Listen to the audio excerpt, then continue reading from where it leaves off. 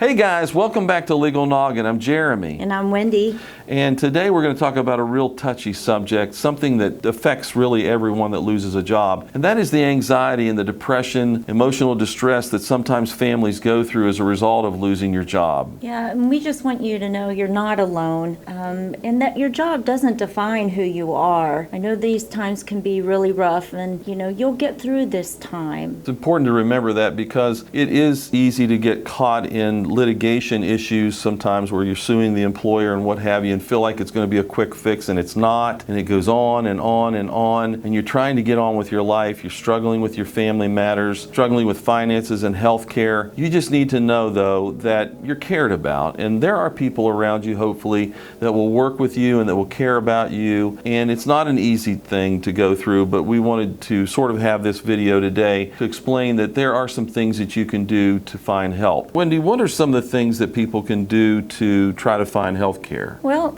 first, sometimes in their area there might be health care benefits with the particular hospitals, for instance, or the health care system that may be available to them that they can look up on the web. For instance, if they're in Pennsylvania, in certain areas, they can look directly for that health care program, and it may be a community service that's available to them that is based on their income at that time, and it may be just a short period of time that they need it. So those are some for instances. And also there's of course the marketplace that you can utilize. There's been subsidies sometimes that the government's provided for that will help you in many cases to have free insurance. It's never really free, let's face it, but still you may not have a premium that you have to pay. So don't be afraid to look at the marketplace, and that's online, to determine whether that's something that can be helpful to you. Also, I think it's important to remember that people struggle